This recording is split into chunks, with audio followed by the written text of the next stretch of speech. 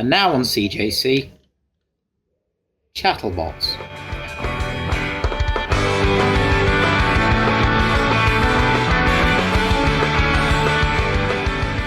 Hello there and welcome to ChattleBots. My name is Chris, I like robot combat, and I'm with three other people who also like robot combat. Those people are Duke, who I'm convinced is actually Chad Warden in real life. We've got Beav, who is an ever-present in every robot combat Discord server I've ever been on, and Doot, who is here. Hello. So these three are going to... These three are going to be helping us in navigating through this absolute hellscape of a podcast, as we do every episode. And to start things off, as we do every episode, we're going to talk about the bot of the week. The bot of the week is a robot that I like. And if you don't like it, fuck you. Yes, it's a Brit flipper, but it's one of my favorite Brit flippers. Blah, blah, blah, blah. It's Apollo, the Series 8 champion. So, do we have any strong opinions about Apollo? Anybody? I do like Apollo, yes. Apollo is pretty cool, yeah. I do quite like it. It's quite a bulky fucker as far as I'm concerned. It's a big fella. It's a massive boy. So the thing is about Apollo, I say while trying to get the Robot Wars wiki article up, is that it wasn't always Apollo. Like the Scar livery, the black and white, it was never initially that. It is, I guess, an evolution from an older bot, which had been around in Robot Wars since Series 4 in the new millennium, and it was Chronic the Wedgehog. Obviously, when you look at the first incarnation of Chronic the Wedgehog, it looks absolutely nothing like Apollo. But in later incarnations, you start to see like, that is Apollo. And obviously, if you have any knowledge of the live scene and the endless roaming robots events, you'll know that Chronic in its live scene form was very much Apollo, but blue. Well, I mean, of course, it was a bit more than that. It was a two-time champion way back in the early 2010s. So take that, Apollo. You're only one-time champion.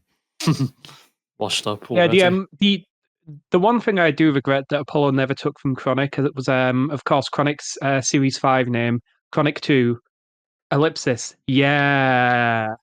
Chronic. I think they could have benefited from adopting that. Well, Apollo, Apollo, yeah. But honestly, I can see that. So I was fairly new fan by the time that the reboot came around. So of course, like that era, that is pretty much my personal era. So when Apollo's Heat first aired, and it was billed as this robot that could flip things so high into the air, and it was this and of course it was the big flipper of the show, I fully bought into it, and then it turned out that it was very much a flipper of the show. But I distinctly remember I named it as something that could be the champion. So it was quite a surprise when, of course, the final airs, and it turns out Apollo ends up defeating Carbide in a massive slugfest, and it ends up just absolutely through the competition. It was quite impressive. I think of the kind of three big flippers that were in that first season. So obviously TR2 is kind of the lesser of them all, the least powerful. Apollo, it's more powerful. I wouldn't. It certainly seems a lot less refined than Eruption. So it has weird bounce of temperamentality. Yeah, and it's quite unlucky to face a lot of spinners. Quite a lot of spinners. So it takes quite a lot of damage. But I think certainly for that first season, Apollo was the ideal kind of flipper on to have, because it was quick, it was powerful, very flashy, and obviously the team behind it, they put a lot of premium on entertainment. Obviously, quite famously going for all of the house robots. Mm-hmm. Well, I mean, I think that, like, no, it's okay. Go on. Who goes first? Who goes? Oh, right. So, yeah, as far as Apollo is concerned for me, I've always found Apollo quite an interesting case because it evolved from Chronic, initially meant to be a 2015 competitor in BattleBots, but was more relegated to sort of reserve status. Ultimate, ironically, I thought Beta, if I remember rightly. Was it Beta? Yeah, I yes, think it so. did. Yeah, Beta. Yeah, I thought sort Beats of would have robot live at some point. Funny thing is, I never pegged Apollo to really go through Series 8 the way it did. I think I had it as best heat finalist. Eruption, that was about very well established at that point. Michael Oates, very much a good driver in the live events, taking aims, that type of thing. I think I put Apollo as second best at that point. So I thought it'd be quite potent. It was sort of that powerful machine, but it was very inconsistent as well. It sort of lumbered through its heat awkwardly, didn't it? I like the thing I found so interesting about Apollo, especially trying to hark back to when I was actually watching the reboot, excited as hell that Robot Wars was coming back, was like Apollo wasn't the standout robot for that series. Yeah, at least in the heat-wise, it was Carbide, because like Carbide was like the first big hitting robot that we'd seen in the new era, and it garnered a lot of fans very quickly, and pretty much immediately became the favorite to win the title. And well, yes, Apollo did flip some house robots. Like, I think a lot of us at the time thought, oh, it'll be close, but I think Carbide will win the whole thing. There's nothing really stopping it. So the fact that Apollo did what it did and won the final and beat Carbide and became Series 8 champion, I think sort of baffles me in a way, because it's like, how the fuck did that happen? I think a lot of us were obviously rooting for Apollo because it's like they're the fun ones. They're all bouncy and jumpy and enthusiastic, and we love our flippers, so we're always going to be more than happy to give them our support. But I mean, of course, when Apollo was, of course, being introduced, their whole thing was that they were the entertainers. They were the boy band of the show. Kind of that was their whole deal, and it kind of transferred itself onto the robot, which of course, then to the house thing, which then led to them becoming a bit of a household name. So it all just kind of worked from that, and here they are as one of the fan favorite teams of the reboot era. And the house. Sorry. Oh no, you go ahead, mate. No worries. Still going to use this. But yeah, the house robot flips are definitely one of the big iconic moments of the Robot Wars series. Because even when it was sort of awkwardly funking around as it usually was, it just had that extreme amount of power behind it. You knew it was sort of that sort of championship contender, but it was still having to deal with those gremlins initially. Mainly with its drive, because its first fight, it had a wheel ripped out by PP3D initially. Just sort of that's true. I do find it funny of what would happen if Apollo didn't actually make it through the opening melee, because it was very much crippled, and it sort of luck shotted out can open a JSpecs link when it just threw it over. And also it's really toxic system, but we don't talk about that. Yeah, I feel like that heat just becomes significantly sadder if it's can opener moving on. That's just Storm 2 heat finalists. Let's go. Storm 2. Oh god, please no. The first heat of the heat in Series 8 is as said very strange, but it's very strange because they are quite lumbering and quite awkward. But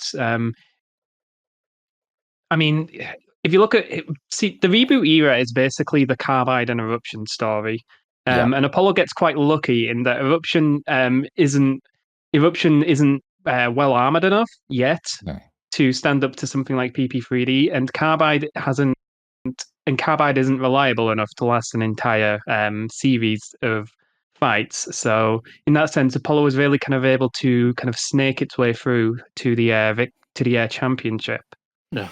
Yeah, absolutely. Of course, then once you get to a Series 9, you realize, oh wait, hang a second, Apollo's really outclassed against something that can just smash through a series like Carbide. I mean, everything. Yeah, I think it's more that everything was outclassed by Carbide in Series 9. Yes, Apollo was sort of kind of unlucky in a weird sense as well, because it kind of got drowned in the melee with Eruption, a bot that had already beaten it prior, and Aftershock, which was sort of the new hotness, so as to speak, in the Series 9 final. And then all the crap of a flipper happened, and if I remember rightly, didn't Apollo get a hit, or was it something else? I might be confused for something else. Yes, it got hit. It got hit. Yes. It got stuck on a floor plate and hit from behind by Aftershock. Ah, yeah, that's it. And they just couldn't really recover from that because that was really terminal damage. I think it dug into a drive pod, if I remember. And that just sort of crippled the match. Yeah, I mean, its Series 9 run is just. I think the best way to sum it up is just sad. Because obviously, like, apart from Carbide, every other opponent it went up against weren't sort of challenges for Apollo. You know, it's like Coyote. Yeah. I'm sorry, I do love Coyote, but like, it's not being Apollo. My notes for all the other fights in this heat read: nothing to say. Coyote a non-factor. Very uncompetitive. Aww, yeah. Now that feels rough, but yeah. And also Crackers and Smash. Shout out to my boy Dave Weston. Dave Weston, the absolute goat of this scene. I love him so much. But I mean, like, yeah, of course, like, even that fight, that is a sad fight because, of course, like when it's Apollo versus two clusterbots, you would expect Apollo to be just like throwing them out over the massive high walls, but it can't even do that this time around because they're just that low. So you're just kind of like, well, actually, what's the point of this right now? Why are we watching this champion just struggle and then just get completely outclassed by, of course, the robot that it's already fought 4 times? Like, it's just... Yeah. Poor Apollo, man. Yeah. Crackers and Smash just never had a chance really against Apollo, and I think I only really managed a couple flips. I know he actually managed to snipe Dead Metal Saw with one of the bots as well, off the top of my head. But it wasn't really getting those mega flips you'd expect to. Maybe it was sort of too low. Maybe it was just a bit too heavy to really get over, as we'd see soon enough. But it didn't really feel like the Apollo you'd expect to have had from Series 8. Now, if you think the Series 9 run was depressing, wait until you see Series 10. It didn't start out depressing, though. It didn't start out depressing because they obviously had that amazing Uta on one of the swarm. I think it was a rubber duck that went flying. Yeah, it was. And that's obviously an all-timer moment in Robot Wars. And, you know, shout out to the Youngs. They knew what they were doing. And Talk about uncompetitive melees. The Swarm and Apocalypse is there's no way they didn't put that together not expecting Apollo to just throw one of them like basically from the middle of the arena outwards. Very good matchmaking by the producers there. I was going to say, they absolutely did that on purpose. I can almost imagine it. Like, it's like, oh, let's put all the mini bots in front of this massive flipper. Are we hilarious? It reminds me a lot of how they did the same thing with the creepy crawlies. Funny enough, against Son of Waiachi, just deliberately knew they wanted to have some mega hits. The only difference was it was sort of mega flips instead, and they at least got that. Well, quarter away there anyway. The Watts family and getting fed to the slaughter. Him a more iconic duo. I think the thing that I love about the Uta that Apollo did to that member of the Swarm, it's just that it feels very, very casual. Because it's just a single wide shot, and of course you just see Apollo just like tossing it out, and that's just all of the kind of like gravitas that it gets. Yeah. So it just feels like shows almost saying just like, yeah, okay, you expected this. watch it fly. All right, then now back to the fight. Yeah, I mean, we got JP going like, it flew, it literally flew, and it made for a nice little social media GIF. One of 5 total Robot Wars reboot GIFs. It had a fight with Sabretooth, and it won. I wish I remembered that fight. Rewatching it was pretty much perfect from Apollo. Obviously, with its kind of slanted sides, the Sabretooth 2 drum wasn't going to catch anything. But yeah, Apollo just kind of bosses it around and then hooters it. Very clean. How Sabretooth 6 was. I keep calling Sabretooth by its name, but yeah, I think, wasn't it sort of a bit lucky because Sabretooth was still sort of reeling at some points. It wasn't really in perfect straights off the top of my head. Potentially, because if you look at the 10 Robot Rumble, that's when Sabretooth's kind of working as it should. And I think it does like throw Apollo up a couple times. So yeah, this fight could have been like a lot more interesting had Sabretooth been working fully. At least I feel like it's I feel like it's like still an Apollo win, but I feel like it's but I think it has to work for it a lot more. Yeah. Now, sorry, my bad. The Behemoth fight is This is one of those fights that must have happened 100 times on the live circuit, and Apollo probably won 90 of them. But no. Those big long sides that Behemoth can just run right into. Yeah.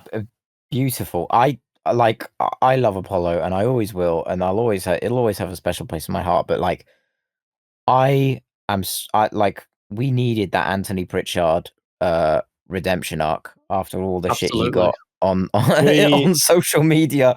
With everyone screaming and saying like, "Oh, he stormed off because he lost to some kids." Yeah, I mean, it was absolutely something that we needed, and of course, like I was trying not to harp on about it too much because, of course, we will get Behemoth at some point in the future, hopefully. Absolutely. But this fight, this is my personal favorite fight in at least Robot Wars, if not all of Robot Combat. This is the fight that once it finished, I genuinely stood up from my chair and I screamed because I was just that excited that Behemoth finally won a heat. This fight means so much to me, and I love every second of it. It is an incredible fight to watch. The shock ending is just out of this world. Just like you just don't see it coming until like the last seconds, in which you realize, hang on a second, Behemoth's going to do it. Oh my god, it did it! Oh, it won! Like it is a moment that you just don't get in any other show, I think. And I think, without wishing to harp on about it, the pit does kind of contribute massively towards that. Yes. That one, it's such an iconic KO as well, because it very much goes sort of somewhat equally. Sorry. Because Apollo's definitely sort of getting the upper hand at certain points. You just see him throwing Behemoth around, and also more of a bit where they're just crawling up the window as well because there were blind spots, which wasn't fixed. That scene is so ridiculous. Like, oh my god, how do you build an arena that badly? And then suddenly you just sort of get Behemoth, get that last little surge and just absolutely punt Apollo from behind, just lob it into the pit spectacularly. And the cheering, that was brilliant. It was. I like generally the camera direction in Series 10 I thought was a big step up, with the fact that occasionally it would cut to Angela and Dara reacting. I thought that that gave the entire show like it gave like a much needed breath of fresh air, and seeing them react to Apollo being pitted and then cutting immediately to Pritchard popping off in the booth, just brilliant. It reminds me a bit of sort of how BattleBots would do when it cut to Kenny and Chris sort of being excited about stuff. Yeah, in a weird sense, it gave it that bit more soul that the modern reboot was kind of struggling with in a weird sense. it kind of felt like they were part of it more. I think the fact that BattleBots does a fantastic job of cutting towards the teams and Chris and Kenny and then reacting to whatever's happening in front of them is like one of the best things about robot combat. Like, you know, the example I like to use is the Cobot and Minotaur fight. I'll try not to go on about it too much, but like the immediate cutting towards the Minotaur team celebrating, John Maladnik coming in and celebrating with them, and then Daniel Freitas screaming, and then suddenly they're all running across down the crowd and giving people high fives. Like, that is what it's all about. And I wish, you know, we saw it even with like the Panic Attack team celebrating their win against Cassius. You know, those little moments of pure joy when winning a fight is, I think, you know, something that other competitions, if they're being directed by a camera crew, should lean into more often. Yeah. So, you know, yeah, just keep it up. Keep it up. Apollo would do the 10 robot rumble. It would not win the 10 robot rumble. As well as 8 other robots who would also not win the 10 robot rumble. It was one of the last spots to be immobilized, if I remember correctly. I think it was last. So Apollo and Eruption were clearly the 2 best robots in that rumble, I'd say. Yeah. And I mean, how fitting is it that of the 2, it's Eruption that kind of hangs back and just goes full, not everything deserves a reaction. Sometimes you just got to sit back and observe, while Apollo's like from second one going off, flipping everything, charging into everything. It's very fitting. But yeah, Eruption tactics beat out all the aggression and showmanship of Apollo. Yeah, it's a bit sad that, but yeah, it's sort of the ultimate crux of rumbles, where sometimes you don't need to be going absolutely ape shit on everyone. Sometimes it's best to hang back, especially when there's something on the line, unlike the BattleBots rumbles you'd see where it was more just an exhibition and a laugh and maybe a bit of a trophy. You were getting in for that last place, so Eruption was more tactical, but Apollo was definitely the more spectacular of a bunch. Especially with that one where Ironor just gets fucking barrel rolled into the air. Yeah. All the while Apollo's shots left and right center. There's nothing that makes me happier than seeing Ironor get chucked into the air. Shame it landed on its wheels, eh? Damn. Especially because it was a wedge one. Yeah. A taster of the live scene in the last 10 years. Only then the last obviously, what do you mean the last 10? Fair enough. Apollo would obviously be part of the World Series special. Went up against Dietor in its last fight.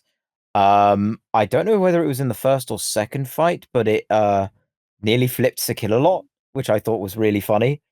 That was its second fight. It was its second fight. Yeah, that's lovingly. That's quite fitting.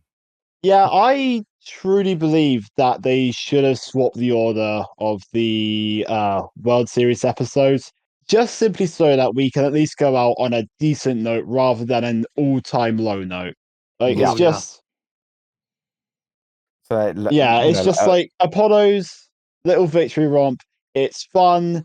There's just a little bit of charm to it, and it's a hell of a lot better than just simply Eruption flipping around a completely weaponless, completely defenseless horizontal spinner for just 3 minutes, or just nothing else happens in a fight that is already a completely foregone conclusion because, of course, like the UK team have already got far too many points for the rest of the world team to ever even hope to catch up with. Yeah, didn't really help as well for World Series for quite a bundle of them were stock bots as well. So UK machines, there was just UK machines, but like half of the World Series bots or whatever leftovers we had from whatever international teams we had, were literally the stock bots we had left because we forgot to melt them down for scrap. Just had Dietora Machina, as I keep calling it aptly. And Kafat, which I think was just Arena Cleaner off the top of my head, but just sort of with slight modifications. But yeah, would have been much better to I agree. It would be much better if it was Apollo. It reminded me a bit of Mortis having its last little day in the sun before it just sort of leaves off in a weird sense. Well, give Apollo its time to shine, and then that's it.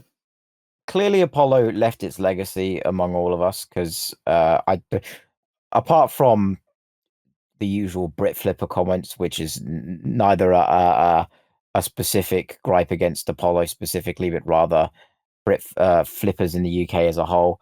Like, a lot of people like Apollo. I like Apollo. You three like Apollo. If you don't, I will force you to like Apollo. And people in other countries like Apollo, so much so that there was a ClassBots robot named Soaring Shell, which I was wondering if you alarmingly like yes. Apollo. So much so that T-Mad had to like say, you know, this is fucked up. We didn't give these people permission to make this robot. Like, what the fuck? That is why we do not talk about ClassBots. Oh, ClassBots, my beloved. So, many reasons. Something that I remember hearing about Soaring Shell is, of course, like if you look at Apollo, then of course there are those black squares which I do believe serve some sort of purpose on its side. I think it's a weapon lock, if I remember rightly. It's something like that. I can't remember exactly what, and I am not going to dive through Discord while I am literally recording a podcast. I'm not that bad just yet. However, on of course Soaring Shell, they are just there because of them, and they don't actually serve any kind of purpose. So that kind of gives you an idea of just how much of a rip-off Soaring Shell actually was. It's not a good look. I think it would. I think it would be fun before we finish talking Apollo if we all just pick what's our favorite Apollo fight, and I think we should say win because otherwise Beef's just going to say beat him off. Well, I mean, I'm gonna go against the grain and go the fight against Storm 2, mainly because it sort of was the Heat final. Storm 2 wasn't particularly good that season. I think there was a house robot flip in that fight as well. Yes, it flips shunt. It flips shunt, yeah, and like, and the actual Uta itself was pretty satisfying. Like flipping it perfectly so it's perfectly positioned to be thrown out, and then throwing it out a second time, and then immediately cutting to the team celebrating like kids who've just been given like £3 pocket money. Like it was fantastic. It was a lot of fun, and that when I think of Apollo and I think of the essence of the team and the personality of each of the people on that team, I think of that fight in particular. No, I agree. That's my pick as well. It's one of its cleanest wins. There's from what I remember, there's relatively few weird technical glitch moments like in the first Storm 2 fight. No, that's a very good choice. Yeah, I'll say that as well, to be fair. Because thing is, it did sort of flip two House Robots in the first one, but it was pretty much more or less fighting the House Robots, and it was actually fighting Storm 2, and it still pretty much won that because Storm 2 was not really doing much of anything. But with that Heat final, you really got to see what Apollo was finally capable of when it was all systems go, essentially. It was just throwing stuff around, Shunt was overturned, and then it got a perfect little wall stack on Storm 2 as well, teeing it perfectly for that Uta.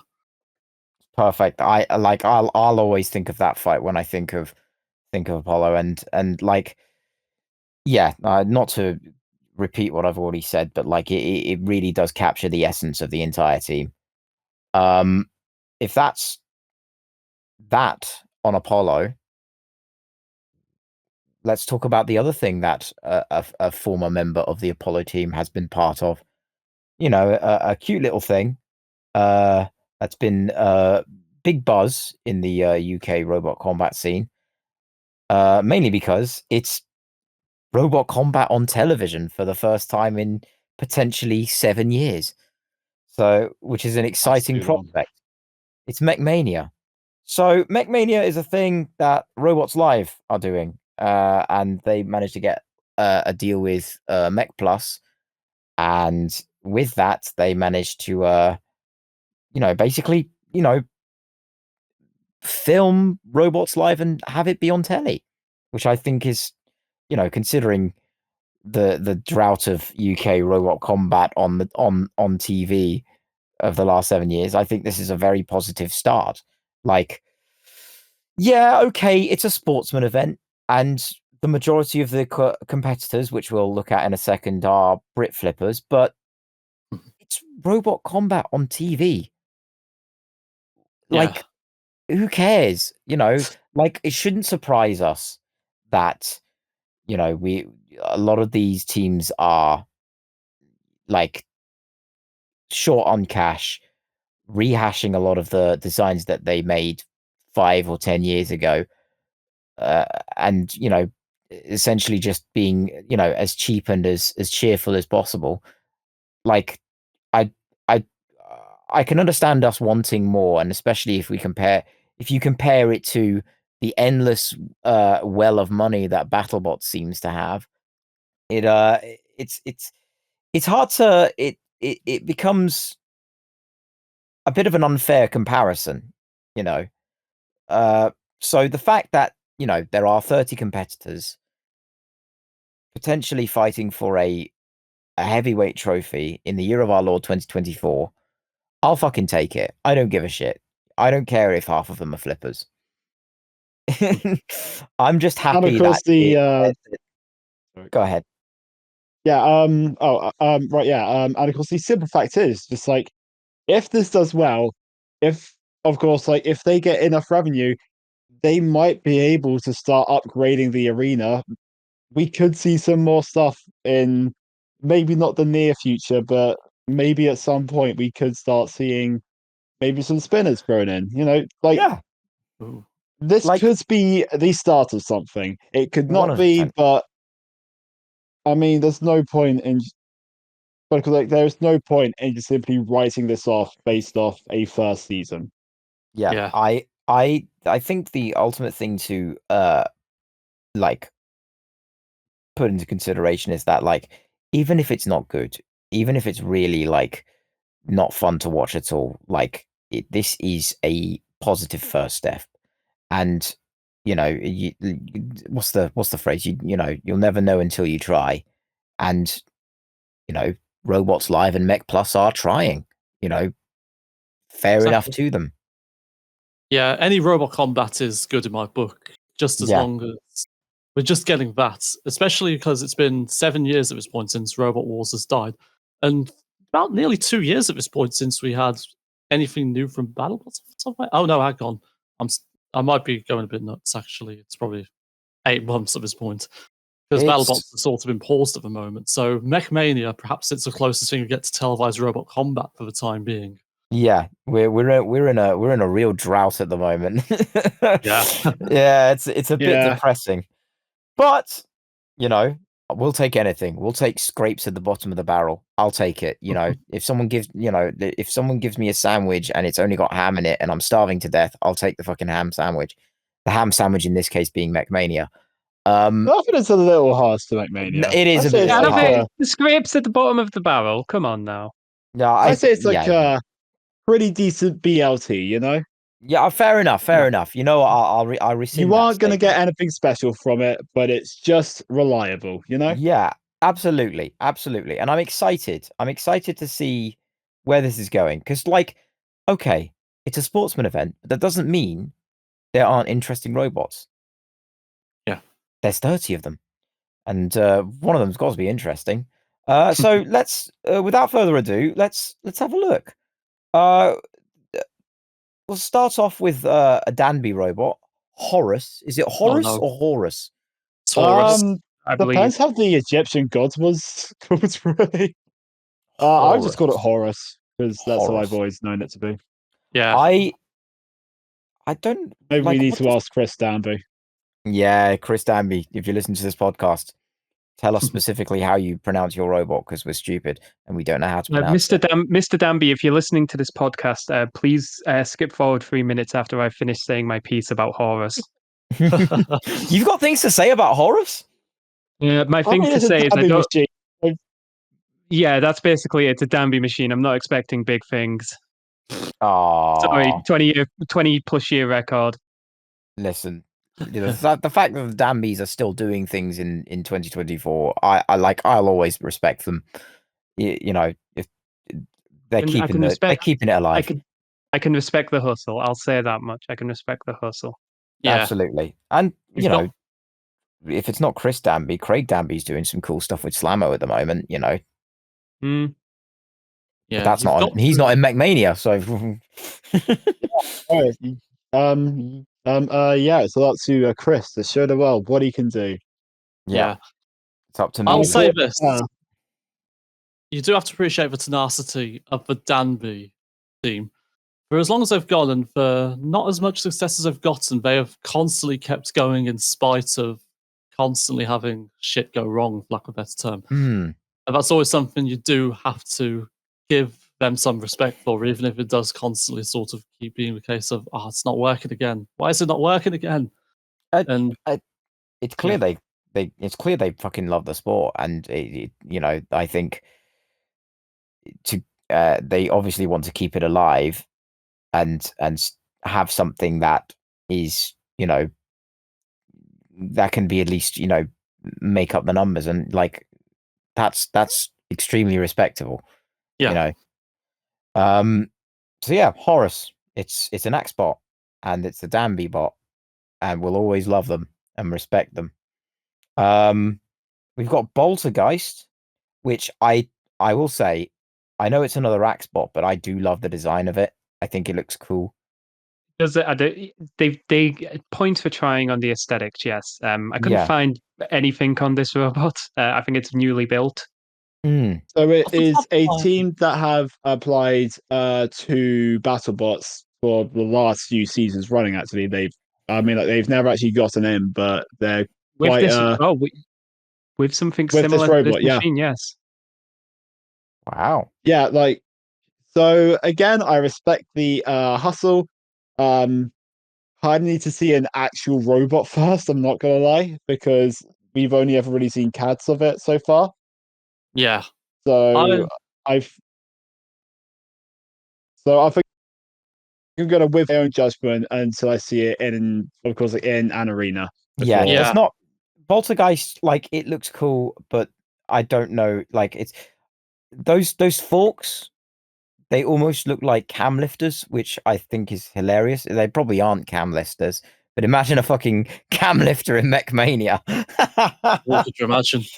Yeah, Poltergeist. Yeah, it's pretty much one of those where I've got no real bearing as far as actual prowess is concerned. It's pretty much vapor until I actually know what it is, what it's capable of, to say the least.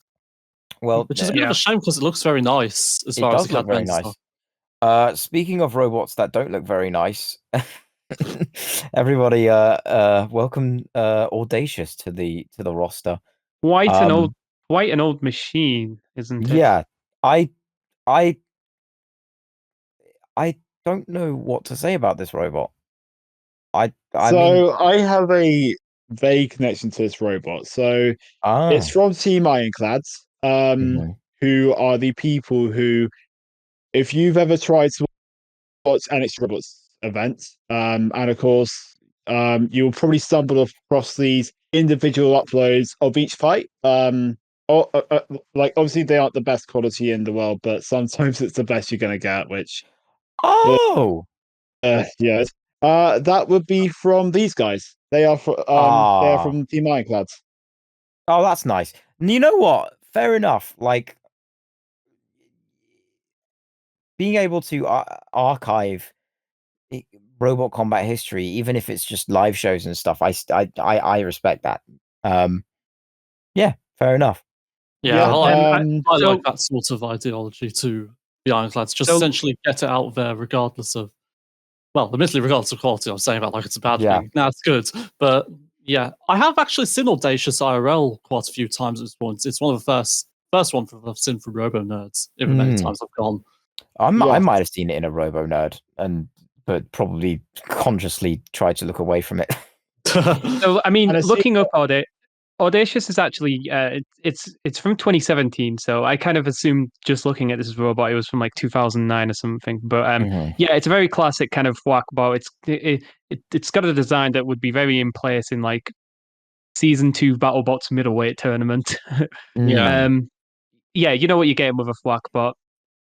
Reminds me a lot of Gold Digger, if you remember seeing that. Yes, essentially, yeah, I kind of get that vibe.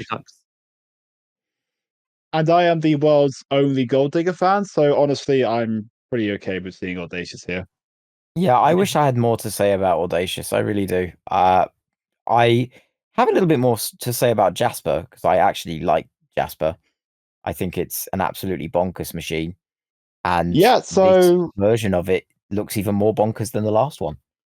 Right, yeah. So of course, this was in BattleBots back in 2019. Looks very different now. I don't know what's been changed, to be honest. So you might have to fill us in on this one, Chris. I don't know any specifics about that, but like the limited amount of footage I've seen of Jasper in other sportsman competitions, you know, there's this one thing from an Irish competition that they did where they were throwing a fucking fridge up in the air. Okay, yeah, no, that sounds good. I love stuff like that. I love stuff like that. So I like Jasper, and I like that it's slightly against the grain in the fact that it isn't a flipper. It's more sort of traditional lifter, but it doesn't look like a sort of useless lifter either. You know, it's sort of more akin to, say, I don't know, like a Salancer frog in the sort of power it's got, you know, like in its sportsman incarnation. Like it's I like it. I really do. I'm excited to see what it can bring to the table. Yeah, from from what I did watch of this Jasper, yeah, it's quite an interesting little design. The fight I saw of it against like a more traditional flipper, it certainly struggled to actually really get self-righted. It took it quite a while, which probably doesn't augur well in this field of mostly flippers. But hey, it's fun at least. Yeah. Absolutely. I love fun robots, and Jasper is fun. Speaking of fun. Oh, hang on. Oh, yes, sorry, my bad. Yeah, I've not even said anything. But yeah, I don't really have too much to say because I've not seen this version of Jasper, but it looks like it could be a fairly competent lifter. I have seen the 2019 version IRL as well. In fact, quite a fair few I've seen personally. That's got to be something I'll repeat a bit, but it looks like it's a fairly competent looking lifter. Kind of reminds me a bit of sort of an upscale complete control about the lifter, weird as it is to say. It kind of has that silhouette. But yeah, hopefully it does well. I hope so too. Shout out to Jasper. If speaking of robots I'd like to do well, we gotta give it to Sai and King B. Shout out to King B. There's not much to say about King B. I love it. At this point, I think it's been like a good close to a solid decade of being like, oh, there's King B. They're not gonna do well, but I'm happy for them.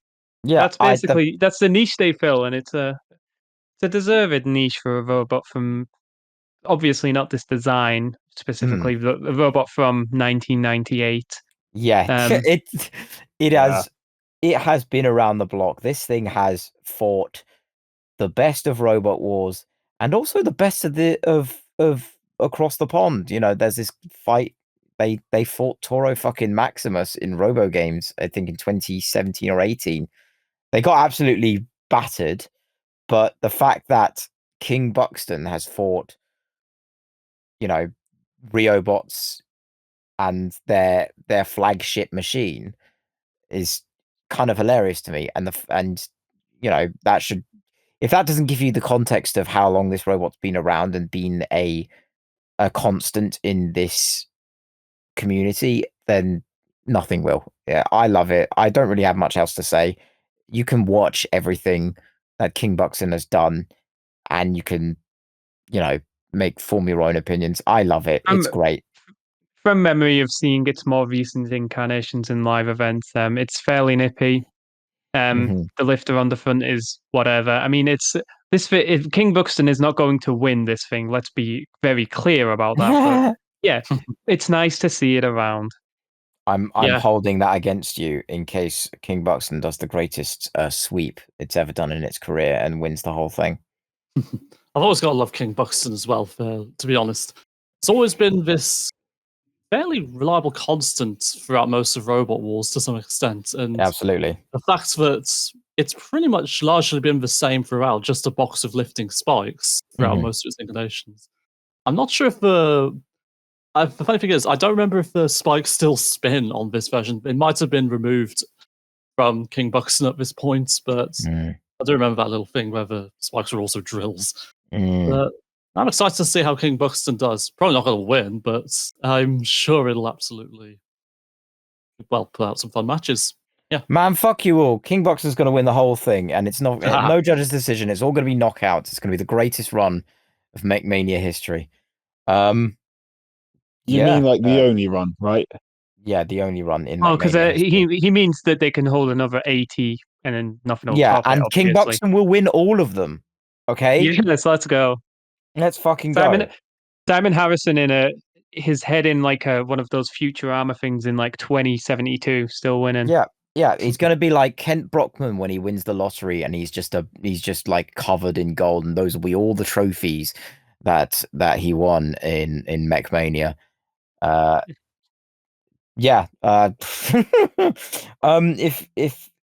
no one else has anything to say about King Buxton, we'll go straight ahead to one of the more interesting bots. I do have something to say about Leviathan. Bit of inside baseball from good friend Tale of the Toaster. This is actually the 2017 version of another competitor in this field, Immersion. Oh, I didn't realize that, and suddenly it makes a lot of sense. I already knew it was an Adam Hamilton commission because he has a very specific style. It's very striking. I didn't realize it was an older version of Immersion. Yeah, no. So it's a repainted version. It's been on these like I've seen a fair bit throughout the last couple of years. Apparently defeated Terahertz fairly recently, like a couple of years ago. So it's not nothing. It's not nothing. I mean, like, it is not nothing. Immersion won that Irish competition last year, and it was Taylor the Toaster that drove it. So it's the robot itself has got to be good. Even if it's an older version, like a design that works in Sportsman will work for a very, very long time. Yeah, that much is true. Yeah. Speaking of designs that have, I would say, like this next robot, I would say is probably one of, if not the most influential robot in this field. Gabriel 2, well, or just Gabriel in general. It's Gabriel 2 for this one.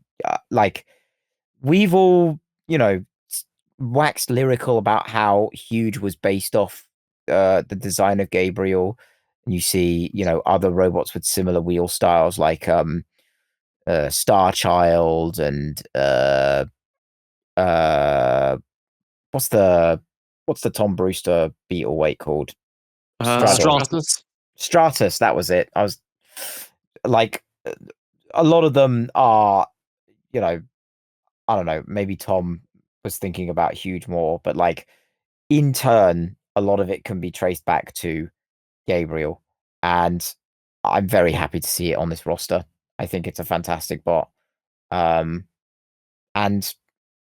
yeah, I don't really know. I don't have much else to say about Gabriel. Gabriel's a pretty known quantity by this point. It's a functioning member. Yeah. Presumably it will be one of the most damaging robots in here. I mean, I don't know how it exactly tallies up to the various axes they have, but certainly having that big heavy mace and the momentum it generates. I mean, we've seen several videos by now, obviously in Robot Wars itself, of how footing those impacts are. So yeah. I mean, like, if people, sorry, Luke. So like if people have not seen Gabriel live, it is the loudest robot you will ever hear in your life. Like, just to be like, when that sword hits the floor, it hits it with so much force. It is unbelievable just how much of a headache this thing fighting can actually give you. Yeah, I like Gabriel too. I think it's going to be one of those machines that might low key win the whole thing. And it sounds wild to say, but there's a lot of flippers there. Gabriel's one of those that deliberately hard counts it by its very nature. Not to mention that sword's got a hell of a lot of trauma behind it. The only thing that would give me pause is I may be wrong here, but I don't think Gabriel has ever won any of the Robots Live or Extreme Robots competitions it's participated in. So, Oh, you go ahead. Sorry. I was going to say, does anyone have anything at all to say about Mako? I do. I love the fact that it is basically the Lightning team from all those years ago coming back with I say new robot, but I think it's a repainted Ironor if I'm not wrong. Sorry, Chris, could I just very quickly say? So yes. I just very quickly checked, and because it actually turns out that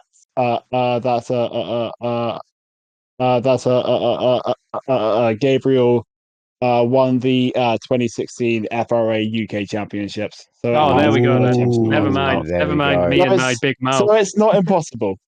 Yes. Do not. If anyone talks shit about Gabriel, they'll hear through me. All right. No, they won't. I don't know. I can't fight anybody.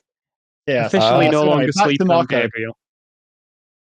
Or rather, should I say, back to Ironor 8 painted like a shark, because that's what Mako is. It is essentially Ironor 8 being driven by the old Lightning team.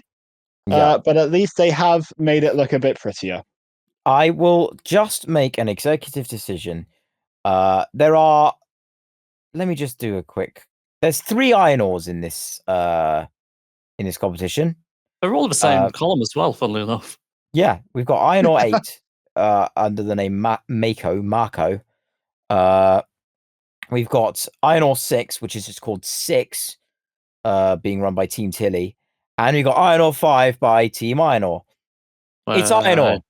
They've got ugly teeth. They've got flippers. Everyone knows them. If you don't, I'm sure. So what you're saying is they're stereotypical British machines. I think they are the stereotypical. They are the blueprint. They are blue. They're the blueprint. They're the this is ground zero for the Brit flipper. These guys, Yeah, I mean, I could be pretty positive about most of these entries. We did not need 3 Ironors. It's like, to be fair, if you're trying to make a British robot combat scene, you're gonna end up with 3 Ironors by default. Yeah, it's like but what do you want? Like a good British robot combat scene? We want something interesting here, and we don't need 3 Ironors. Well, if you're low on money, the entire roster right there taken up by just some Ironors. We don't need that. It's like when you're a kid and you go to the dentist and the doctor gives you a lollipop at the end of it. The equivalent of that is in the UK scene is if you run a UK heavyweight competition, you get 3 Ironors, all free. What annoys me about Ironor as well is the name scheme as well, because I'm pretty sure it's just all over the fucking place off the top of my head. Even when you go back to Robot Wars, it was 1, then whatever the hell Axel was, 2, 2.1, because I guess that isn't actually a proper thing. When they got to real 7 exist. When they got to the live scene, they calmed it down. I mean, I will say Ironor 5. We're talking about veterans. Ironor 5 dates back to 2005, and that thing's still out here. Yeah, that. I mean, it looks like it came out in 2005. Is, of course, that it still does pretty well. I think that's what's worse. I think that's what's worse about Ironor 5. Not hard to fuck up a Brit flipper. Yeah, especially in a sportsman competition. It's like optimal ground game does. Yeah, I don't think there's much else to say about Ironor that I can think of. I don't want to think about Ironor too much because it makes me sick. But they're always here. No matter what happens, they're always going to be here. Just to the audience, just keep your eye out for it. We will iron over on Bot of the Week and have to dedicate the entire episode to cover it. We'll make sure Zasa comes on for that one because he's got a lot of nice things to say. Fun. It'll be hilarious. I like the look of Drive-By. Yes. I like the look of it. Like, okay, all we have is a CAD. It's a Team Tilly bot, but you know, it's sort of akin to Whiplash, and you know how good of a control bot Whiplash has been over the years. If we're getting a Whiplash-esque robot in a UK sportsman competition, I have a feeling it might do really well. Again, I don't know how fast it is. I don't know how I am that level of infused because Whiplash-esque. Yes, Whiplash-esque does not equal Whiplash, but no, I do like the look of it. I do like the look of it. It looks like a fun little control bot. Quite low, kind of low profile. Yeah, no, I like the look of it. I will be. I will say. Oh, sorry.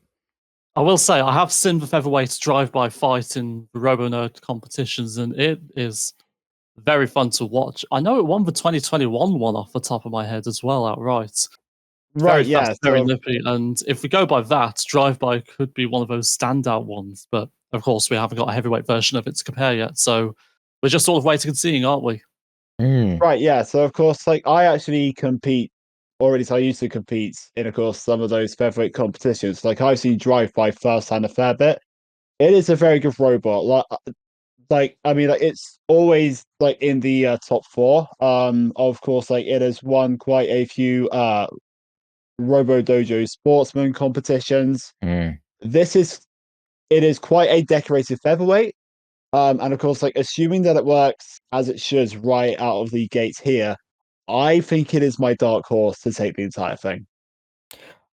Yeah, that wouldn't surprise me. And that was my fault as well. Like that is my ballsy prediction for this. Drive-By will Drive-By could just take it all. Yeah, I again, like we'll have to see, and but I am excited for Drive-By. Thunderchild, not by Nate Franklin, but by Team Ironclads, is here. Thunderchild's been around for a while, you know. 2015 debut. I think it was meant to enter into Series 8 as Robot was. Yeah. Yes, it was. Rejected. So it's a pretty common fixture on the live circuit.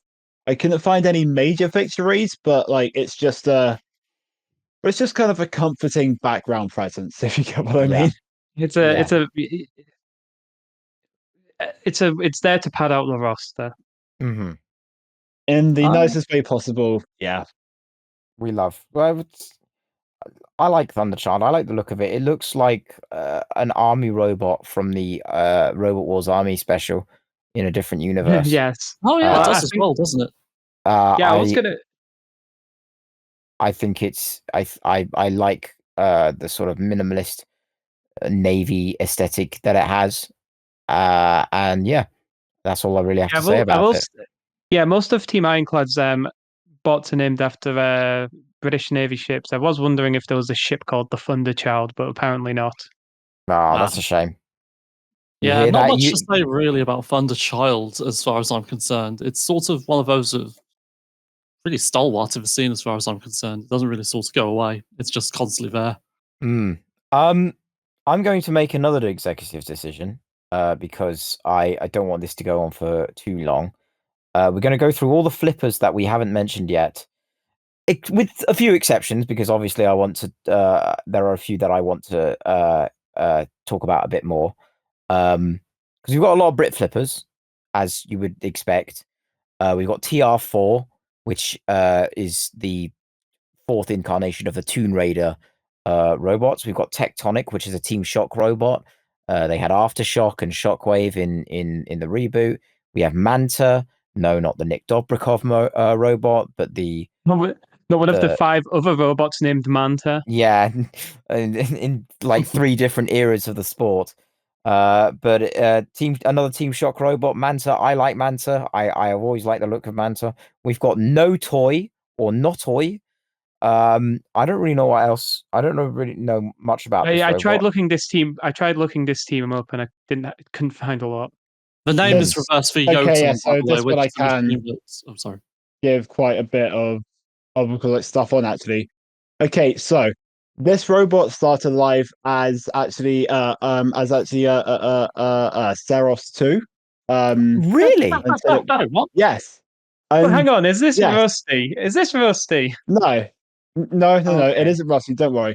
So it was sold on so as far as I could tell, it was sold on eBay in 2013 and it was picked up by the Team Outlaw guys, which when it was completed and it was ran as the robot Jotun. So as Jotun, it would do pretty well in, of course, like some of the UK championships. It got fourth twice in a row. And of course now it's coming to here. Of course, like, and it's being called No Toy, apparently because a panel had been cut backwards somehow. I love that. Yes, it's got a lot more history than you would think, but that's funny. Just lots of plain. We've got Toxic 2 as well. Toxic's been around for donkey's years now. Another failed entrance into Series 8. It was in the pilot, though. Yeah, it counts as a Robot Wars competitor, even if we've still not seen the pilot yet. Yeah, it was in the pilot that no one will ever see. Sad times.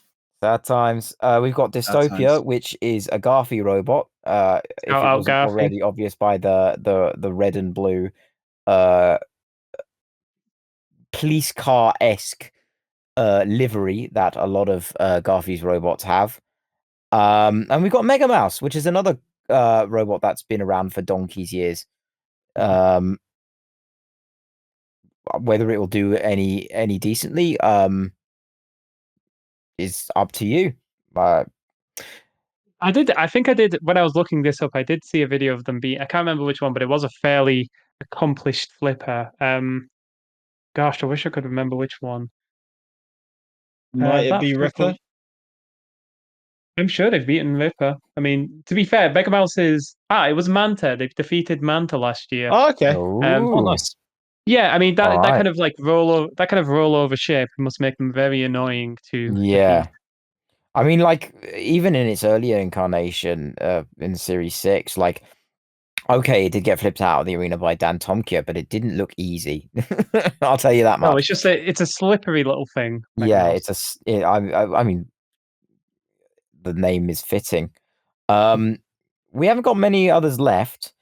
Very quickly on TR4, I know we're skipping it, but from the video I saw, it looks like their flipper finally had some power to it, which was very nice to see after Series 8 TR2. Good for them. Fair enough. I'd like to see this thing throw robots in the air. Let's hope it does. Whew, fingers crossed. I will quickly get through the two Team Ballistics robots, Teresa Mayhem and Donald Thump. Do they not realize it's 2024? Can they not Teresa May's no longer in Parliament. Yeah. Why not Rishi Sunak or Keir Harmer or I don't know. What pun can you make with Joe Biden? There's a lot you can do. I mean, to be fair to Team Ballistics, Donald Thump unfortunately still very, very relevant. But yes, I agree. Keir Harmer for instead of Teresa Mayhem, it could work. Yeah. We can make your nicknames for the next 20 years, Ballistics. Come on. Keep up. No, Donald Thump is notable as the only spinner in this, and spinner air quotes. Did they have a different setup for Sportsman? I've only everything I saw online was them with the spinner, albeit in Extreme Robots. So yeah, so we don't know these simple facts. In its kind of like announcement trailer, its weapon was listed as other, so we have absolutely no idea. My hopeful prediction is that the spinner is going to be being used as like a rotary lifter, but I feel like in my heart of hearts, it's just going to be like a plain Rambot. Oh, a part of me feels like frankly, Donald I'm Trump's terrified just for going to that. have a saw blade or something low power, because I don't think you can really sort of do major damage with a saw blade unless you're like Pussycat and end up getting yourself thrown out. But I don't know. It'll be interesting to see what they've done for Donald Thump. It might be nothing, and they might just not have the spinner work at all. But we'll see. Now for the robots that I think are a bit more interesting. Well, firstly, we've got Oblivion, which is by Collingwood College, and if I remember correctly, they were in Series 10 with Traction.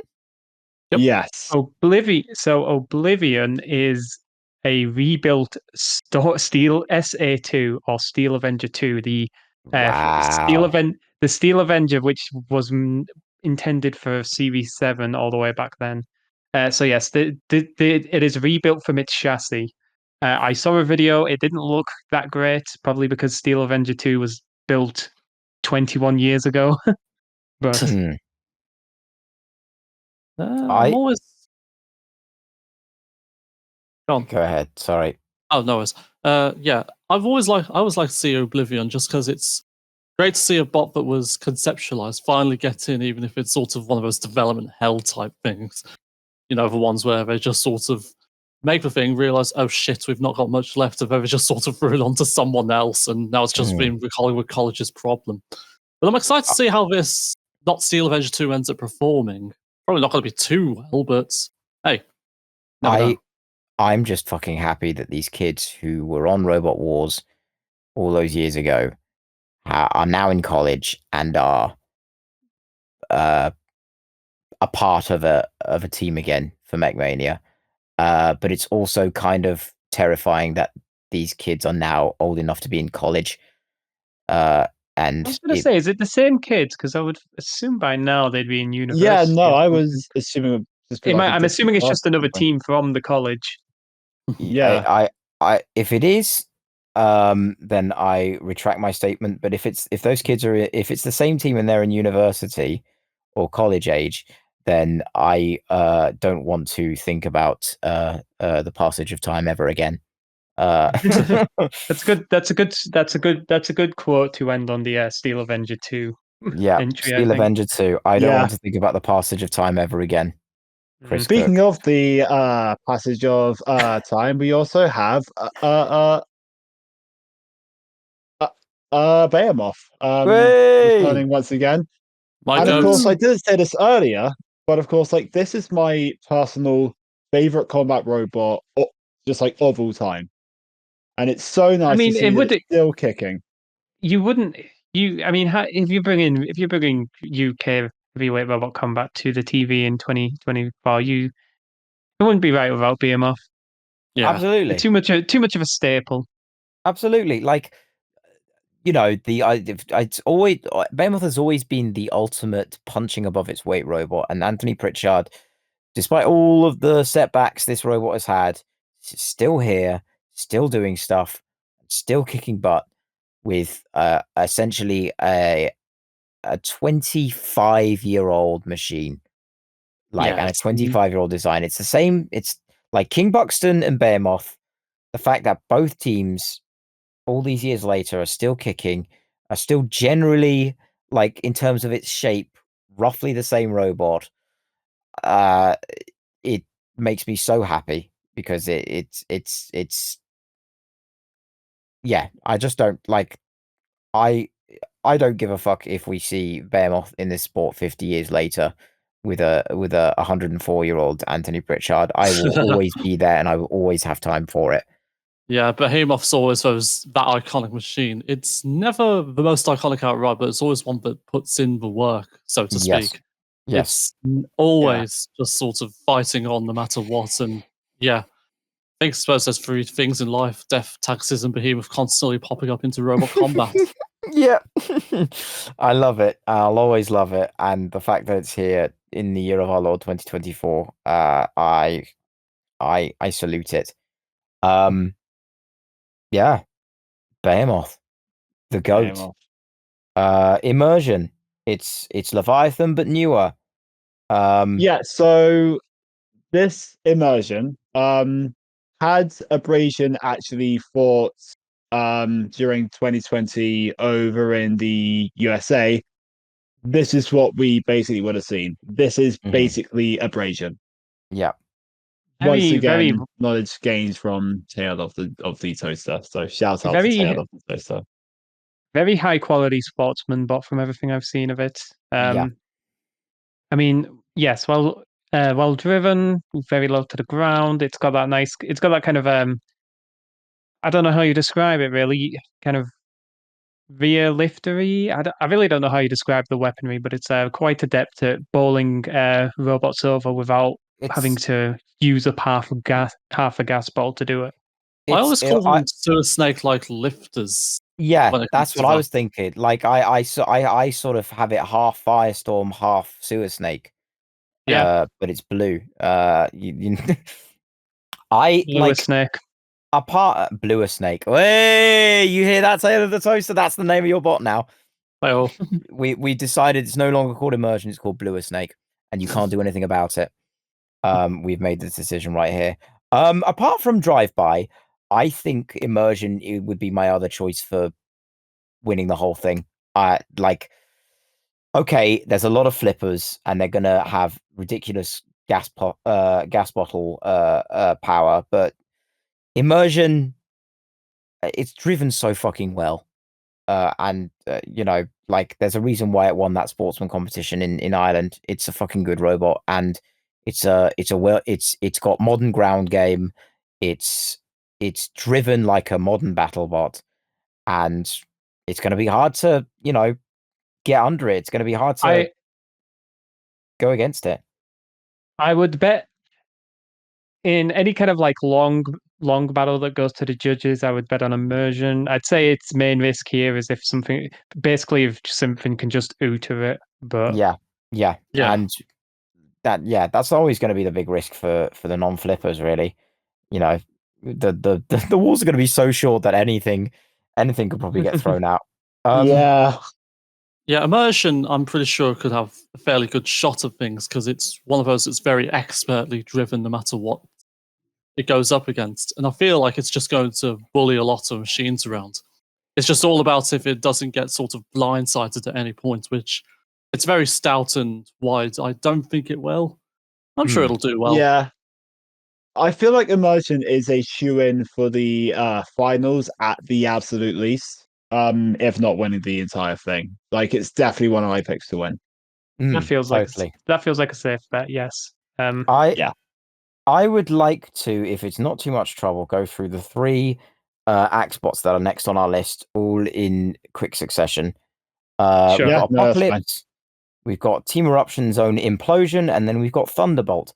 I don't really know much about these robots. All I know is Implosion has been an extreme robot staple for a while, but I don't really know much about Thunderbolt and Apocalypse. Yeah, so Apocalypse is an evolution of Apocalypse from Series 10.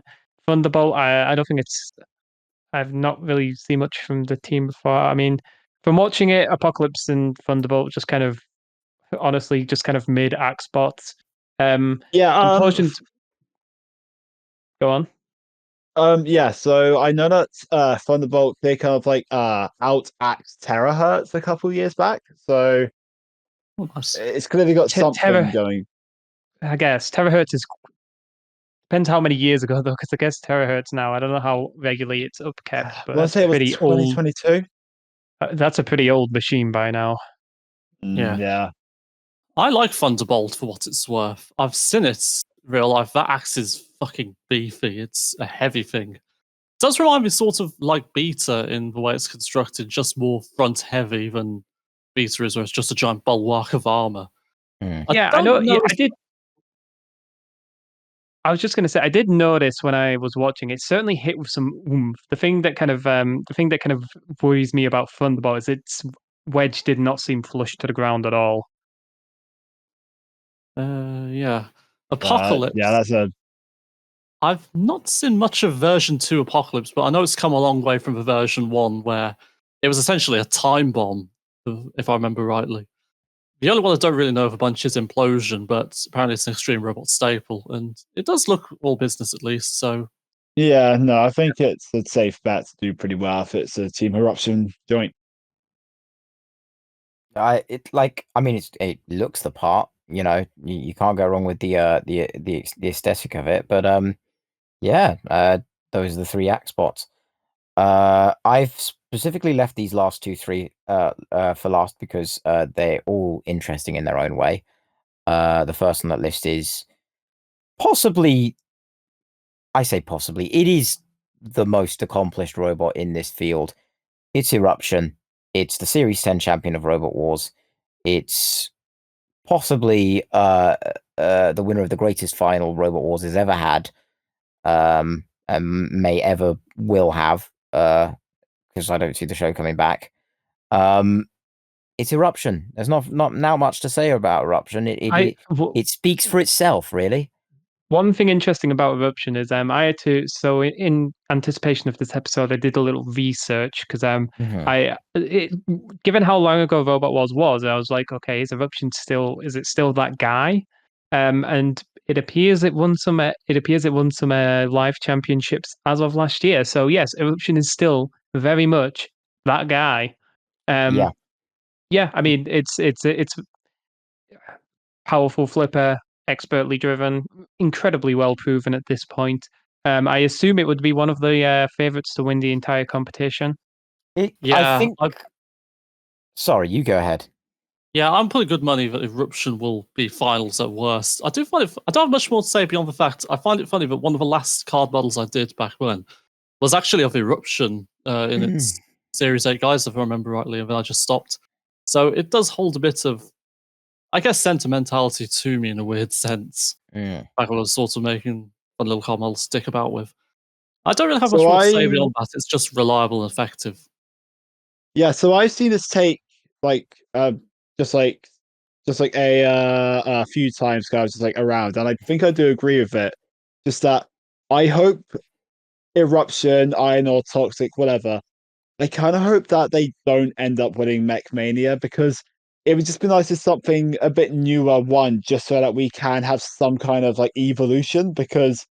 Like, because if Nine Or wins it, if Eruption wins it, if Toxic 2 wins it, that's just another year where just we're not gonna see some actual evolution in, of course, like our heavyweight scene, which has been stagnant for so long now.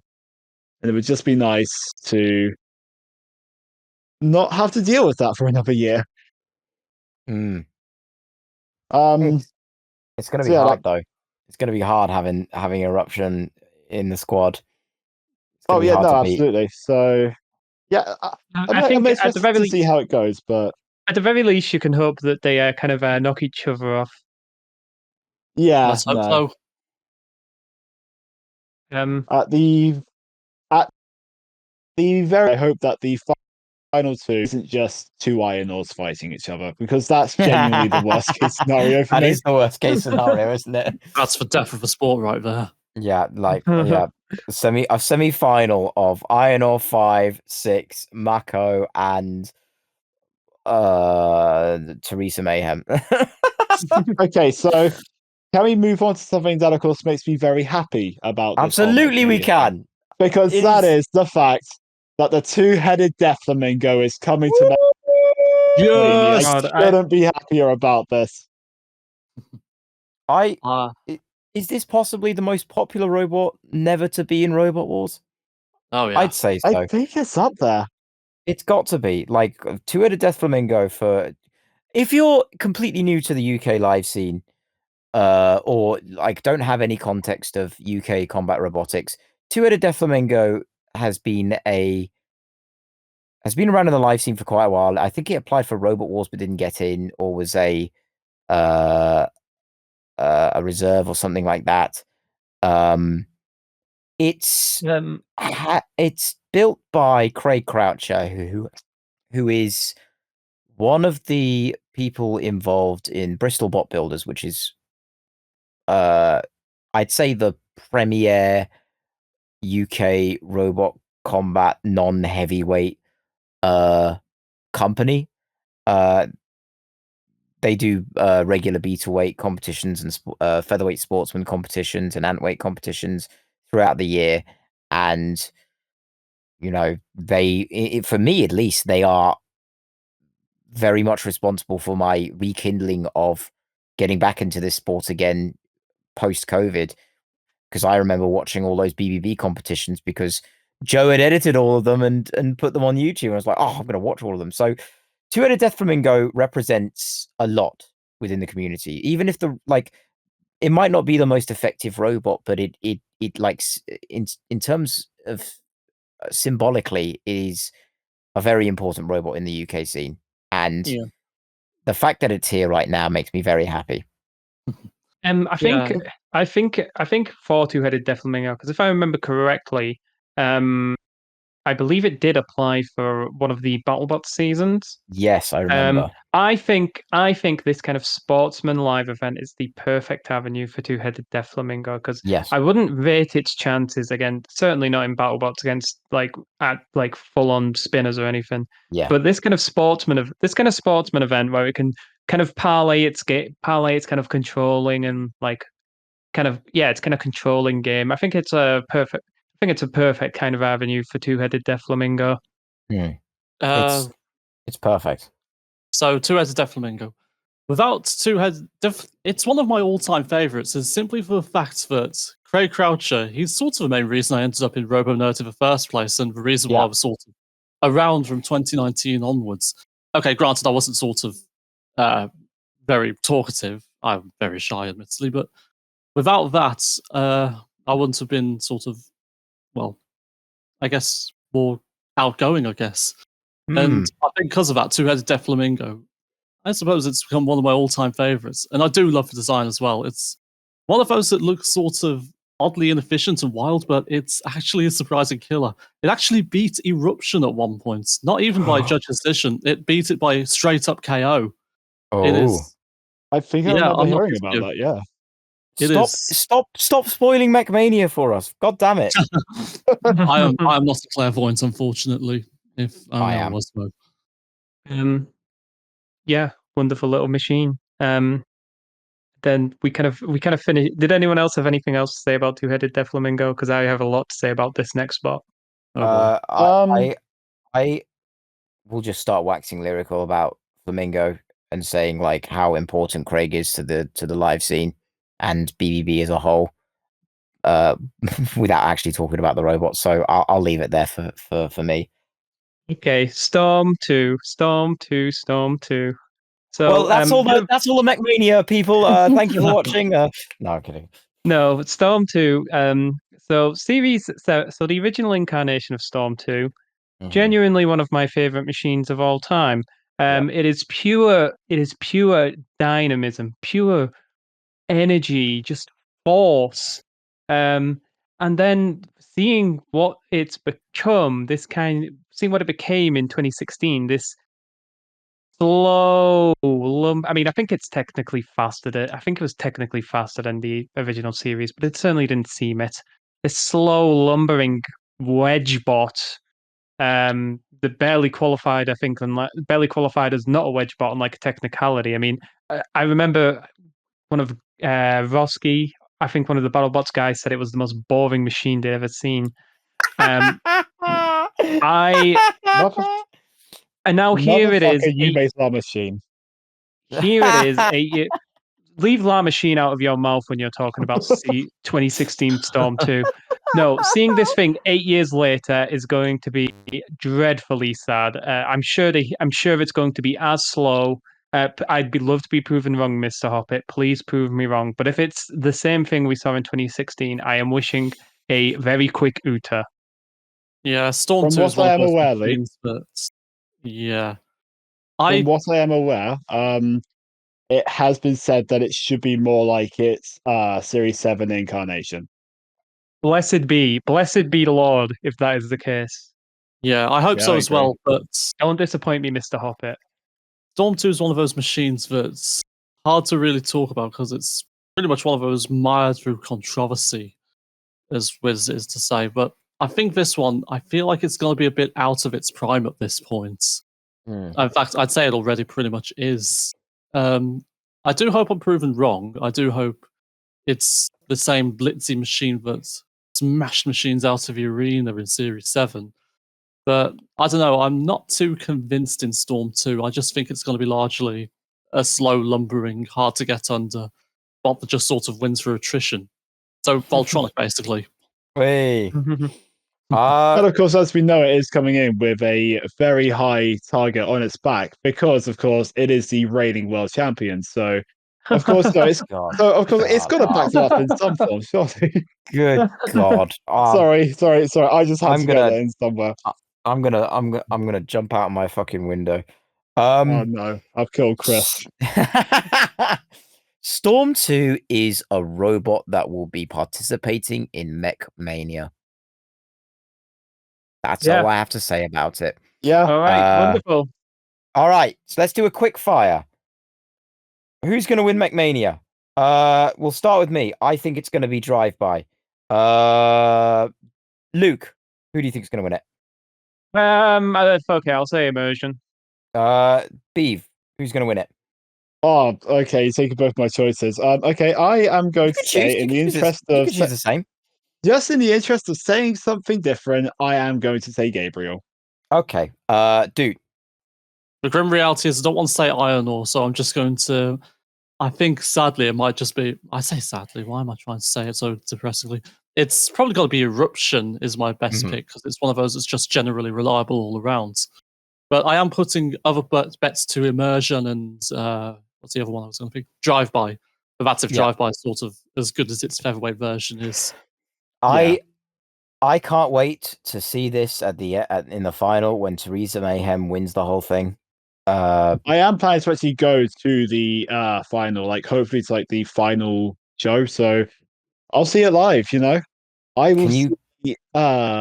I mean, can you be our reporter on the ground? Yeah, provide the live commentary. Right, I will absolutely be there when Audacious snipes Eruption's Link to win the entire thing. Okay, I will be there. I can promise all of our dear viewers, I will be there. Welcome to ChattleBots, where Beef starts another Links versus Switches debate. What have you done? No. So we have put in. Wait, no, Chris. It's okay because we are all British. It's fine. We are safe this episode. It's fine. Yeah, no, we could just stay in our lane. Stay in our lane. We've put in quite the shift on the Mech Mania. Do we want to just blow through? Do we just want to get through the next section quite quickly? Yeah, I think we can get through it quite quickly because we're not talking about the history of these bots. We're just talking about how cool they are because it's the cool wall. It's a segment that we just fucking ripped off Top Gear. So I guess we've got Sub-Zero, very cool, not cool, uncool, seriously uncool. We'll just sort of give it a sort of basic thing like that. We have 6 robots, 3 from Robot Wars and 3 from BattleBots, and we're gonna decide whether they're cool or uncool, because that's how the cool wall works. Have you ever seen Top Gear? If you haven't, go watch Top Gear. All of it. You got to watch all of it. No, even classic Top Gear, where they didn't have the cool wall. You can't even watch anymore. Yeah. And Top Gear USA. Make sure to watch that as well. Yeah. You've also got to watch Fifth Gear as well. All right. We'll quick fire this. We'll start off with German champions. I think they're German champions. Black Hole. Pretty cool. They're cool. Yeah, definitely cool. They're not Sub-Zero, but they are cool. Mm-hmm. I think I agree. Because it's got a face on it, and it's got discs on it, and it's wedgy. I don't know. I think that face feels a little bit too try hard almost. No. It's 2000s edgy, but it kind of works. I like it. I think it looks silly. It looks like something out of fucking Gregory Horror Show. Like it's cute. That's a bit of a deep cut, that one. But yeah, no. So do we all agree? Shall we just agree that it's cool? Black Hole is cool. Yeah. It's pretty good. I Black Hole is cool. Now, our next robot, it's Tiberius. There's a The lot of question is, which Tiberiuses. one? I'm going to give it. Well, I'd say the incarnation from 5 to 7 because they're similar enough. That sort of I like Tiberius. It's definitely fairly curvy looking thing. Is there a mid option? Can I say mid? But that's just not cool, right? Yeah, cool. you could say not cool. I think I put it in cool myself. I kind of like how like kind of bulky it is. I think it goes a long way. Mm-hmm. Yeah, I think it's very cool. I think it's very cool. Like I would say it is the coolest of the Razor clones. It's not obviously not Razor, but I like how it looks. I think it has a sort of I wouldn't say steampunk, but more like a sort of slightly industrial aesthetic to it. And I think that looks nice. And also Sam Smith was in it, so you know, can't go wrong with that. I'm happy to put it in cool as well. It's got that distinctive bulky look that makes it different to what Razor is. Razor's that sleek, precision-made machine, and Tiberius is more of a clunker that's old reliable, but it's still able to put on a good show, and indeed it did put on quite a few good shows. Yeah. When the Crusher form, anyway. Yeah, and it made a good show while it was tumbling into the pit against M2. Yeah, it's a good robot, and it looks cool. I'll do 5, so it'll be seriously uncool, not cool, cool, very cool, Sub-Zero. So let's say, do we want to say cool for Tiberius? Yeah. I think I can say cool. Now, Scotter's Revenge. Seriously uncool. Seriously uncool? Oh, really? What are you on? You. What the fuck? Explain yourself. You can't be Oloremi Idris like that. Come on now. Oloremi, I swear it's nothing personal. No, it may just be my kind of latent dislike of the Scudder machines talking, but come on, this thing basically didn't even win. It's big. I guess the kind of the shield on the front's kind of aesthetic. I'll give it. It's aesthetically cool. I'll give it that. But this thing is a clunker. Look, mate, like I just want to say, like, it isn't about the quality, it is about the vibes. It's right? vibe. That it's is what vibe. It gives me a bad vibe. Oh, I don't know about that. Out of all the scutters that have ever scuttered in Robot Wars, I think this is the coolest scutter. I think the theming is nice. I wouldn't say it's the coolest scutter, but I think it goes into just uncool. I don't think the colors really work that well, but I do like the shields, and I kind of like the Red Dwarf references. Mm-hmm. I think I could put it into uncool and be quite happy with that. Yeah, I'm fine. I'm admittedly fine with uncool too, to be fair. It does look kind of, I guess, pug-like in a weird sense. It looks like it's got too much of a flat face on it. As I hate it is to say. I hate all of you. I hate all of you. Sorry. I can't believe how I would have put it in Sub-Zero. I'm deadly serious about that. I love it. Fuck you. This is a fantastic. You invited us on just onto this podcast, mate. I don't know what you're complaining about. Listen, I will put it in uncool, but sleep with one eye open, all of you. You would be nothing without us. You would be nothing without us, Chris. What did Oloremi say? What did Oloremi Idris say? Judgment Day's coming. Okay. Oloremi Idris, Sub-Zero. That man is Sub-Zero. He himself is Sub-Zero. Okay, so I can accept that. Oloremi Idris is going to bring about the fucking rupture on us. Yeah, no. Judgment Day's coming, and that's fine. Listen, yeah, Scotter's Revenge will have its day. Maybe not today, but another day. I'll set my place in hell then. Now we've got to go to the BattleBots bots. Bots, BattleBots, bots. We're going to start off with the one that I think we're all going to unanimously agree on. It's your boy Rusty. I'm gonna say cool, because that Rusty's appeal mostly doesn't actually. Rusty has a different appeal to being cool, really. It's exactly. Goofy. It's a silly little guy. That's why I kind of want to say it might be uncool, just because it's not meant to be cool. Yeah, I think I can agree with that. Yeah, fair enough. I don't know if I want to say seriously uncool though, because I feel like that's too. Once you get seriously uncool, you're saying something sucks shit. yeah, exactly, and it's like, yeah, like that isn't Rusty. Like Rusty has a bit of coolness of course the same way that your dad has like some coolness about him. Yeah. You know? I am happy to put Rusty in sort of cool, uncool tier. A part of me is also just because it's sort of ended up kind of vaporware as well at a certain point. The 2020 version, I'm happy to put cool. 2021's version, which was meant to fight, I'm probably saying uncool because the charm's just sort of worn off at this point. It's not really that goofy little bot that could. It's just more trying to be all serious and tough and shit, and it's not really working out as much as you'd think. Yeah, it's not really.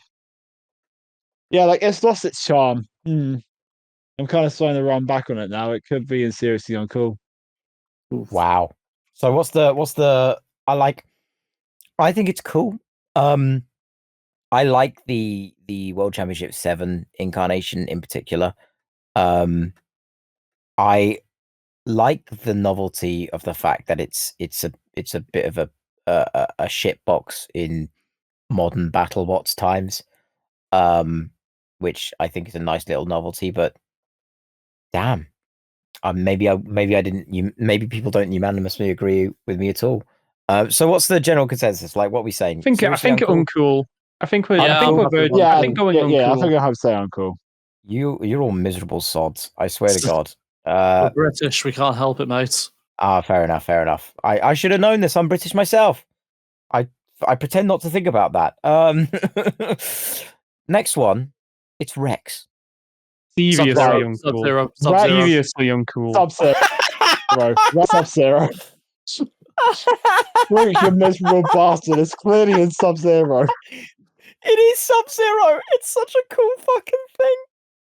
No, you can't be shambling along like that on those hot, creepy little silver legs. Oh, gives me the willies, man. No, it's beautiful. Fuck's sake. Like Rex is like watching a small baby slowly learn how to walk. Yeah, and that's Sub-Zero. I love that. You know how excited parents get seeing their little kids starting to walk. That's how I feel about Rex. You know, and I'll always love it. And so we got two people saying Sub-Zero. Dude, did you say Sub-Zero or did you say uncool? What are you saying? I was the one that said Sub-Zero. It's one of those spots you've never really seen. Well, never really seen replicated before in the heavyweight level. It's the only gyro walker that's never really been in robot combat at the heavyweight level anyway. So for that, it's sort of that very unique factor alone sort of helps it. I think this averages out to very cool. Then I think if it wasn't for its one-hit KOing Witch Doctor, then it would be like quite a bit worse off. But I think just like the sheer power of its disc, that is what makes it Sub-Zero. Just in it being the goofiest, just like the weirdest thing you have ever seen. But then it just slaps the shit out of just one of the most like it's more impressive how lightweight the weapon is as well. Off the top of my head, it's like 30 pounds, isn't it? Sorry. Yeah. I am now imagining if like Mike Tyson was bow-legged but still did the same things. All right, I see the appeal. I'm not going up to Sub-Zero though. Well, fuck you. I run the podcast. I am going. I think it's averaging out too anyway. So fine, I'll average it out to very cool. Oh no! Don't give in to him. Don't give in to him. Get some positivity in this world, Chris. Put it in Sub-Zero. You know what? You know what? You're right. It's going in Sub-Zero. Fuck you, Luke. Fuck you, Luke. I'm glad Rex finally won something. I'm glad it finally won something. Yeah. Zach and Diana, don't give up. Make that Rex bot and fucking do your best. We love you, Zach and Diana. We love you, Zach and Diana. Get us on the Builder blog. ChattleBots officially love Zach and Diana. Yeah, we are Zach and Diana fans. Okay, there's one more robot. Very cool. La Machine. It's La Machine. La Machine, very cool. How the fuck can you call La Machine very cool? I Rex? fucking love. I love a good Rambot. La Machine. This was the first one, so. La Machine, whether you like it or not, ruined robot combat forever. What's cooler than that? It introduced the wedge. Yeah, no, that is very cool. It is the epitome of the ground game. It is the blueprint of the ground game. It is everything that teams, even in the year of our Lord 2024, have been debating about and talking about and analyzing in every single way possible. And it was these two fuckers, Trey Roski and Greg Munson, who created this silver sleek machine. Oh dear. Now, am I tripping? I love them both, but I have to put it in uncool. Am I tripping, or was La Machine basically a middleweight? Yes, it was in 1994. 95, sorry. It was originally a middleweight. A middleweight that bullied all the heavyweights anyway. That's goated. That's goated. Yeah, that is goated. It did the heavyweight rumble, and it beat everybody. And yeah, and everyone in the crowd was going, La Machine, La Machine, La Machine. It's insane. That is insane over, man. It had that over. Is, to be honest, pretty cool. Something rising out of us to just slap the crap out of everything that is so much heavier, so much bigger than it. That is pretty cool. I'm gonna have to put La Machine in cool. Fair enough. Yeah, you know what? I'm convinced. So, do we want to say cool? Yeah, I'm happy. I think we want to say cool. La Machine is cool, but Rex isn't according to Luke. Yeah, we fucking did it, Reddit. We did it. We have finished another episode of ChattleBots. If you listen to the end, thank you very much. I'm so sorry you had to deal with this, but I'm also not. If you liked this podcast, subscribe to CJC. If you didn't like this podcast, subscribe to CJC. If you are impartial of this podcast, subscribe to CJC. And the next episode of ChattleBots will be whenever it comes out, basically every 2 weeks. That's the idea anyway. CJC out. I've been Chris. They've been Luke, Beav, and Doot, and we will see you next time. So long. Bye. See you around.